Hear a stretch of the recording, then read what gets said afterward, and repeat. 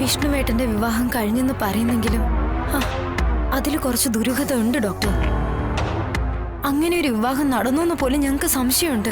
എന്തൊക്കെയാ കുട്ടി നീ പറയുന്നത്? അങ്ങനെ വെറുതെ ഒരു പെൺകുട്ടിയെ വീട്ടിൽ കൊണ്ടുവന്ന് താമസിപ്പിക്കൂ, അതും വിഷ്ണുവിനെ പോലെ ഒരാള്? അത് കണ്ടെത്താൻ ഞങ്ങൾ ശ്രമിച്ചുകൊണ്ടിരിക്കുക ഡോക്ടർ. ആ പെൺകുട്ടിയെ സംബന്ധിച്ചും കുറച്ച് ദുരൂഹതകളുണ്ട്. കുഞ്ഞേച്ചിയുടെ ഏറ്റവും വലിയ ശത്രുവായും അവൾക്ക് അടുത്ത ബന്ധമുണ്ട്. സുസ്മിത ഇപ്പൊ ജയിലില്ല. അവളുടെ ആത്മാർത്ഥ സുഹൃത്തെന്ന് പറയാം, മധുശ്രീ. മാത്രമല്ല, സിവിൽ സർവീസ് ട്രെയിനിങ് അക്കാദമി മുതലുള്ള ഒരു പകയുണ്ട് അവൾക്ക് കുഞ്ഞേച്ചിയോട്. അവളും ഉണ്ടായിരുന്നു ബർത്ത്ഡേ സെലിബ്രേഷന്. കാര്യങ്ങൾ ആകെ കുഴഞ്ഞു മറിഞ്ഞല്ലോ. അവരിൽ ആരെങ്കിലും ശ്യാമയ്ക്ക് വിഷം തന്നെന്നാണോ ഉദ്ദേശിക്കുന്നത്? എന്താ ഇവിടെ? ഞാൻ ഈ കേക്കൊന്ന് കാണാനായിട്ട്.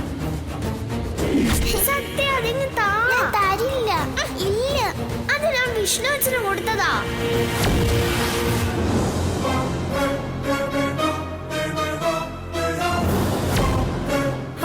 ഡോക്ടർ, എന്താ ശ്യാമേ? എന്നെ ഉദ്ദേശിച്ചായിരുന്നില്ല ആ വിഷപ്രയോഗം.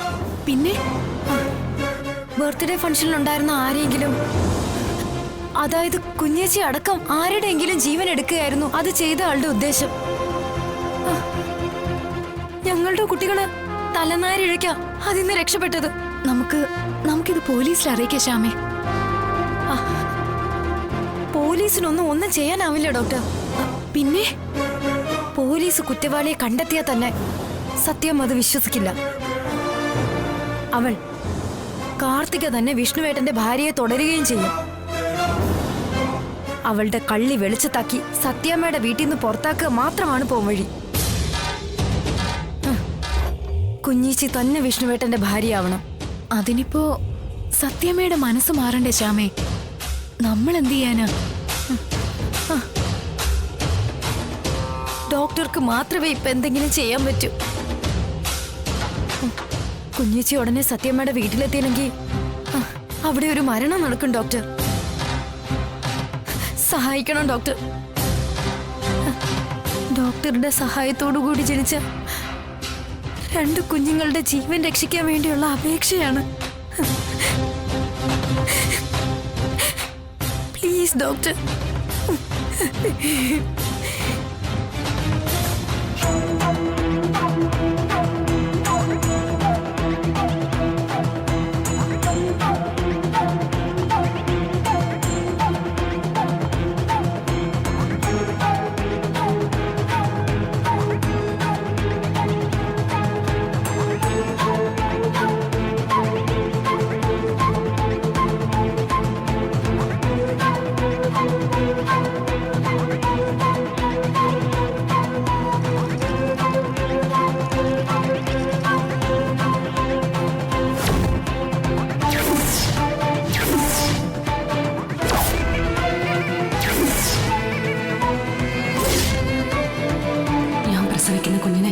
ശ്യാമയ്ക്ക് കൊടുക്കും അമ്മേ. നമ്മൾ 4 പേരിൽ ഒതുങ്ങണ ഇക്കാര്യം. തല പോയാലും ഇക്കാര്യം മറ്റൊരാൾ അറിയരുത്.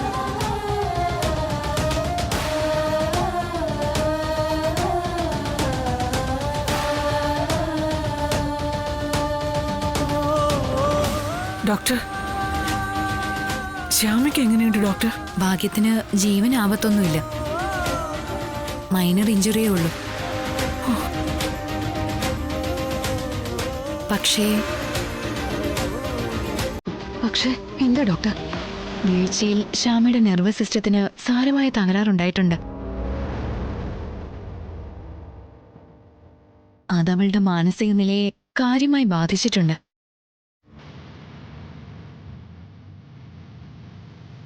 ഡോക്ടർ, എന്താ ഈ പറയുന്നത്? ഭയപ്പെടേണ്ട കാര്യമൊന്നുമില്ല. മാനസിക നില തകരാറിലായെന്ന് പറഞ്ഞാൽ ഭ്രാന്തെന്നല്ല അർത്ഥം. പൂർണ്ണ ബോധത്തിലല്ലാത്ത ഏതു പെരുമാറ്റവും മാനസിക നിലയുടെ അപഭ്രംശമാണ്.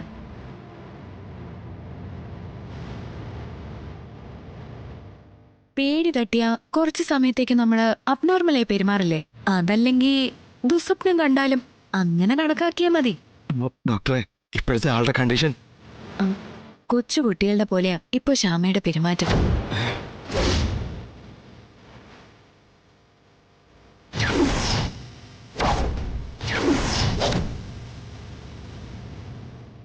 ബാല്യത്തിലെ ഏതോ ദിവസത്തിൽ അറിയാതെ തങ്ങി നിന്നതുപോലെ.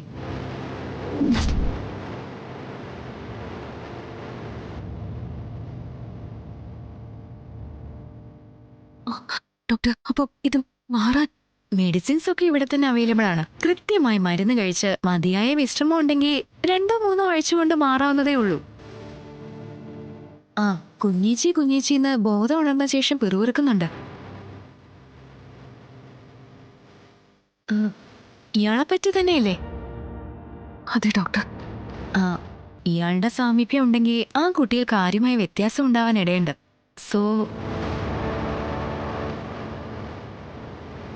ഡോക്ടർ, ഇപ്പൊ ശ്യാമയൊന്ന് കാണാൻ പറ്റുമോ?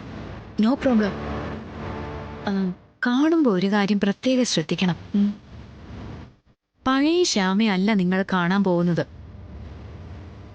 ഇതിനു മുമ്പ് ഭൂതകാലത്തിൽ എപ്പോഴും ഉണ്ടായിരുന്ന അന്നത്തെ ശ്യാമയാ.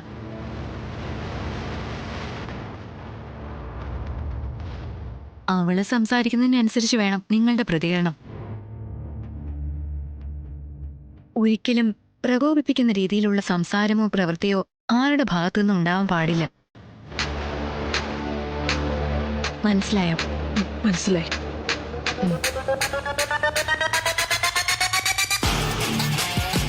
എങ്കി വരൂ.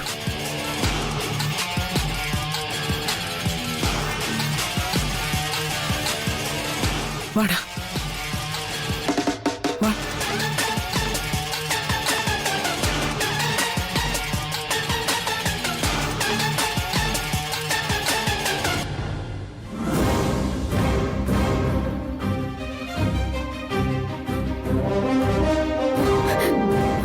കുഞ്ഞേച്ചി, മോളെ, കുഞ്ഞേച്ചി,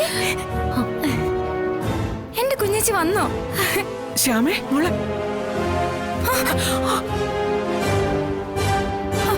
കുഞ്ഞേച്ചി,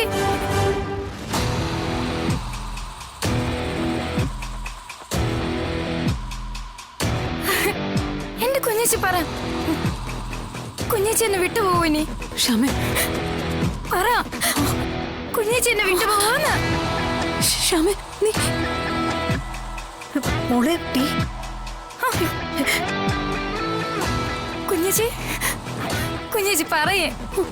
മോളെ, ശ്യാമേ, വീട്. ശ്യാമേ, കുഞ്ഞേച്ചി എന്നെ വിട്ടുപോവോന്ന്? മോളെ. ഡോക്ടർ, എന്താ ഇവളിങ്ങനെ? ഇതാണ് ഞാൻ നേരത്തെ പറഞ്ഞത്. ശ്യാമയുടെ നെർവസ് സിസ്റ്റത്തിനുണ്ടായ തകരാറ് അവളെ മറ്റേതോ കാലഘട്ടത്തിലേക്ക് കൂട്ടിക്കൊണ്ടു പോയിരിക്കുന്നു.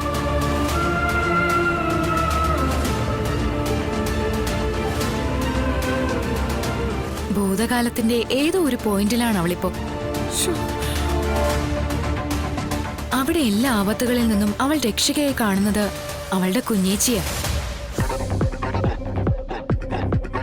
അമ്മയടക്കം ആരെയും ശ്യാമയ്ക്ക് ഓർമ്മയില്ലെന്നല്ല, അതൊക്കെ മങ്ങിയ ചിത്രങ്ങൾ പോലെ ഇടയ്ക്ക് തെളിയുകയും മായുകയും ചെയ്യും. ബട്ട് താനൊരു പ്രതിസന്ധിയിൽ അകപ്പെട്ടെന്ന് തോന്നുമ്പോ അവളുടെ മനസ്സ് അതിവേഗം ഒരു രക്ഷ തേടി ശാലിനിയിലേക്ക് പായും. കോഴിക്കുഞ്ഞ് തള്ളക്കോഴിയുടെ അടുത്തേക്ക് പായുന്നത് പോലെ. അപ്പോ ശാലിനി അവിടെ രക്ഷാസംഗീതമായി കിട്ടുന്നില്ലെങ്കിൽ അവൾ പാനിക്കാവും. ചിലപ്പോ വയലന്റ് ആവുകയും ചെയ്യും. ഈ കണ്ടീഷനിൽ അതൊക്കെ എന്തുമാത്രം ദോഷം ചെയ്യുമെന്ന് ഞാൻ പറയണ്ടല്ലോ. കുഞ്ഞേച്ചി, കുഞ്ഞേച്ചി പറ, എന്നെ വിട്ടു പോവോ? പോവോ കുഞ്ഞേച്ചി? കുഞ്ഞേച്ചി പറ, എന്നെ വിട്ടു പോവോന്ന് പറ, എന്നെ വിട്ടു പോവോ? ഇനി ചിലപ്പോ ശ്യാമ വയലന്റ് ആയെന്ന് വരും. ശ്യാമേ, വിട്ടു പോവോന്ന്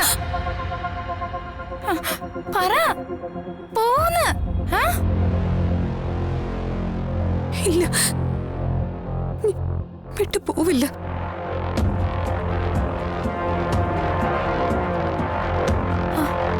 ഒരിക്കലും വിട്ടു പോവില്ലല്ലോ?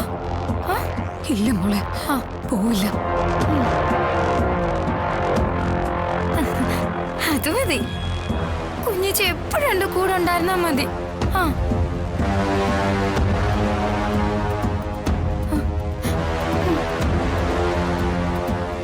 ഡോക്ടർ, ഒരു ഡീലക്സ് റൂം വേണം. ഡോക്ടർ ഒന്ന് വിളിച്ചു പറഞ്ഞേക്ക്. അതിന്റെയൊക്കെ ആവശ്യം എന്താ? ഇവിടെ പ്രത്യേകിച്ച് ട്രീറ്റ്മെന്റ് ഒന്നും കൊടുക്കാനില്ല.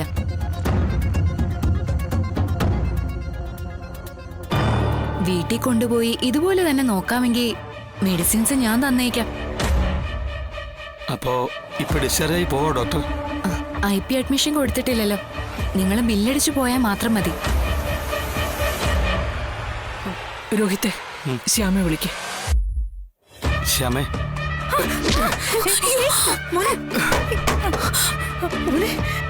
ശ്ശോ.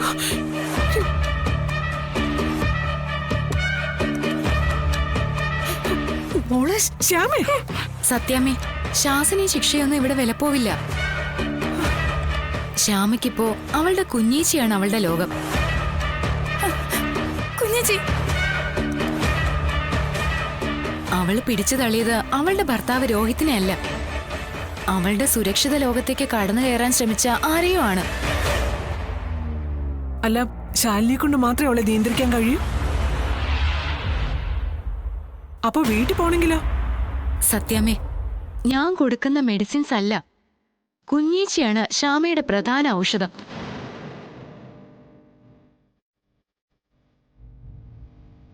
അത് മനസ്സിൽ വെച്ച് നിങ്ങൾ ശ്യാമയെ നോക്കിക്കൊള്ളൂ എന്ന് കരുതിയാ ഞാൻ അവളെ കൊണ്ടുപോയിക്കൊള്ളാൻ പറഞ്ഞത്.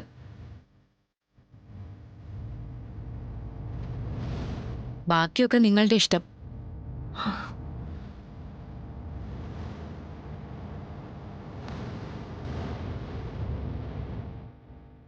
രോഹിത്തെ, രോഹിത്തെ, നമുക്ക് ഇവളെയും കൂട്ടി വീട്ടിലേക്ക് പോണം. അതിന് വേണ്ടത് എന്താണെന്ന് വെച്ചാൽ ചെയ്യ്. സത്യമേ,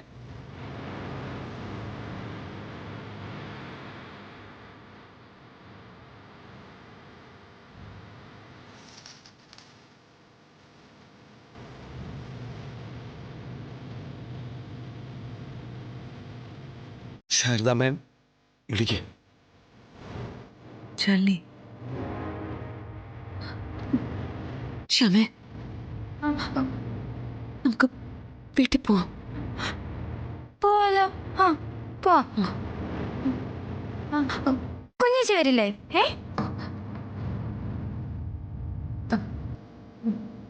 അത് കുഞ്ഞേച്ചി വന്നില്ലെങ്കിൽ ഞാനും ഇല്ല. ഞാനും വരൂല. സത്യമ്മ സമ്മതിച്ചു മോളെ. പുറത്തേക്ക് പറഞ്ഞില്ലെന്നേ ഉള്ളൂ. നിന്നെ നേരിട്ട് വിളിക്കാനുള്ള മടി കൊണ്ട് പുറത്തേക്ക് പോയതാ. അതെ ശാലിനി, സത്യമയുടെ മനസ്സെനിക്കറിയാം. കുഞ്ഞേച്ചി വരുവോ? വരൂ കുഞ്ഞേച്ചി. അതിപ്പോ ഞാൻ വരാം. കുഞ്ഞേച്ചി വരാം. ഹായ്, കുഞ്ഞേച്ചി വരാന്ന്.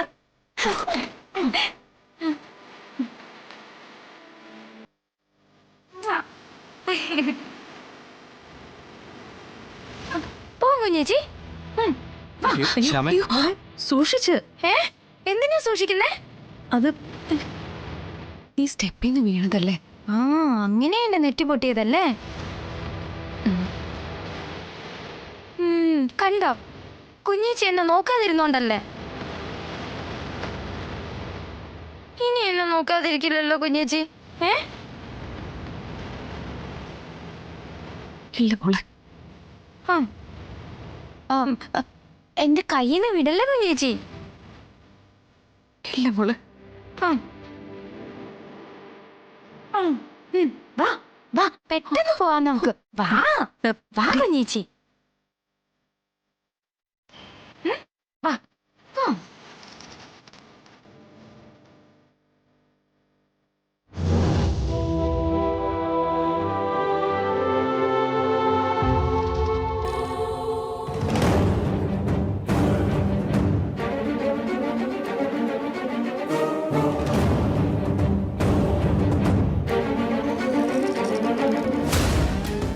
ഡോക്ടർ കള്ളം പറയാൻ പാടില്ല. പക്ഷേ ഞാനും ഇതിൽ ഉൾപ്പെട്ടു പോയി. ആദ്യത്തെ നാടകം നീ അറിഞ്ഞുകൊണ്ടായിരുന്നെങ്കിൽ 6 വർഷം കഴിഞ്ഞുള്ള പുതിയ അംഗം നീ പോലും അറിയാതെയാ ശാലിനി. എല്ലാം നിന്റെ നന്മയ്ക്ക് വേണ്ടി. നീ തുടങ്ങി വെച്ചതെല്ലാം നീ തന്നെ അവസാനിപ്പിക്ക ശാലിനി. ശത്രുക്കളെ എല്ലാം അടിച്ചു തുരത്തി സത്യാമ്മയുടെ വീട് വെടിപ്പാക്കാൻ ഈ ചേച്ചിയുടെ എല്ലാവിധ ആശംസകളും.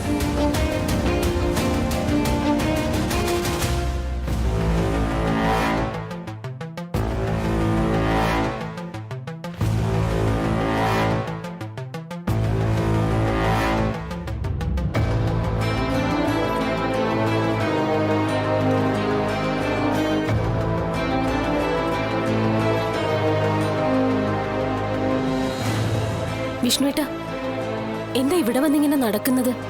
റെസ്റ്റ് എടുക്കാനല്ലേ ഡോക്ടർ പറഞ്ഞത്? ശ്യാമയും കൊണ്ട് ഹോസ്പിറ്റലിൽ നിന്ന് അവർ വരും ഇപ്പോ. ഇത്ര പെട്ടെന്ന് ഹോസ്പിറ്റലിൽ നിന്ന് ഡിസ്ചാർജ് ആയോ ശ്യാമ? അപ്പോ ക്യാപ്സ്യൂള്? ശ്യാമ എങ്ങനെ വെറുതെ സ്റ്റെപ്പിന്റെ മുകളിൽ നിന്ന് വീണെന്ന് ഒരു പിടിയും കിട്ടാത്ത. പൊന്നി അവിടെ എല്ലാം അരിച്ചു പറക്കി നോക്കി. വെള്ളോ എണ്ണയോ അങ്ങനെ എന്തെങ്കിലും സ്റ്റെപ്പിൽ വീണ് കിടക്കണ്ടോന്ന് അറിയാൻ വേണ്ടിയിട്ട്. ഏയ്, അതൊന്നും ആവില്ല. ഇത് തലചുറ്റി വീണത് തന്നെയാ. അതെങ്ങനെ ഇയാൾക്കറിയാം? അത് താഴെ വീണപ്പോ ശ്യാമയ്ക്ക് ബോധം ഉണ്ടായിരുന്നില്ലല്ലോ. അതുകൊണ്ടാ ഞാൻ.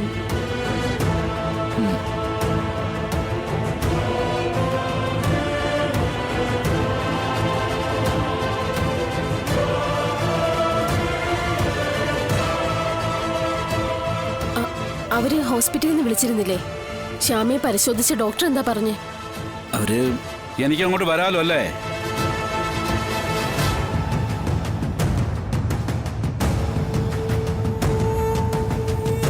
എന്താ അങ്ങനെ അനുവാദമൊക്കെ ചോദിക്കുന്നത്? അല്ല, ഭാര്യ ഭർത്താക്കന്മാരുടെ സല്ലാപത്തിനിടയ്ക്ക് ഞാൻ ഒരു കട്ടുറുമ്പായി പോകണ്ടെന്ന് കരുതിയിട്ടാ. ഞങ്ങള് ശ്യാമയുടെ കാര്യം പറയായിരുന്നു. ശ്യാമയുടെ കാര്യം ചർച്ച ചെയ്യാൻ ഇപ്പോൾ ആരാണ് നിന്റെ? ഓരോ ദുർനിമിത്തങ്ങൾ വന്ന് കയറിയ ഇങ്ങനെ തന്നെ. മഹാലക്ഷ്മി ഇറക്കി വിട്ടിട്ട് മൂദേവിയെ കെട്ടിയെന്നുള്ള വീടല്ലേ ഇത്? ഇതല്ല, ഇതിനപ്പുറം സംഭവിച്ചില്ലെങ്കിലേ അത്ഭുതമുള്ളൂ.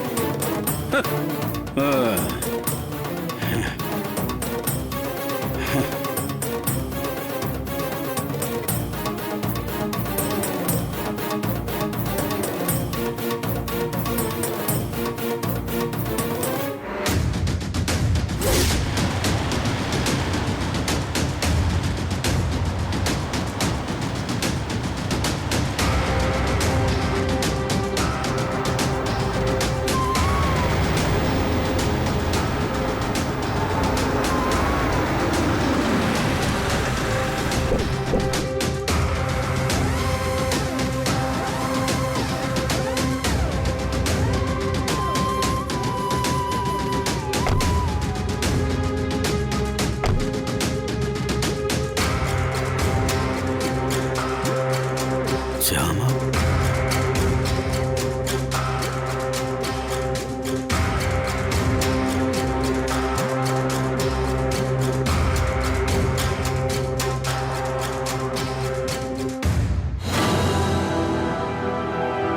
അൽഭാമേ ശ്യാമയോടെ?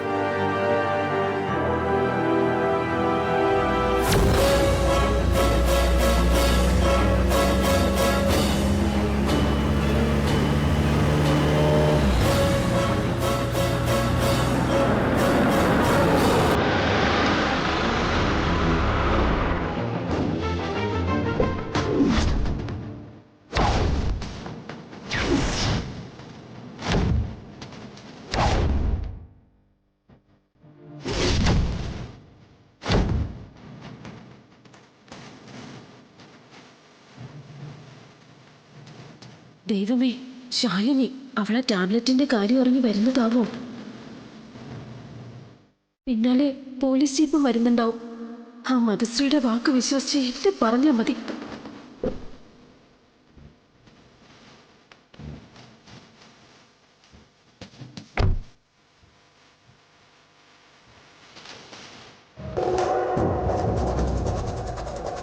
ഇറങ്ങ.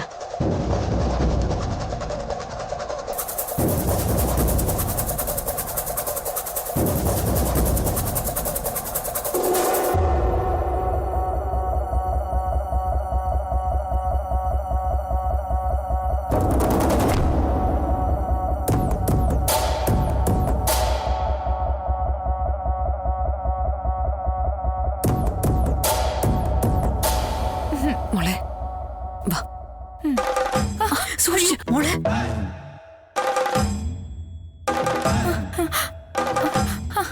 സൂക്ഷിച്ചില്ലെങ്കിൽ ഇനിയും ഞാൻ വീഴുമല്ലേ?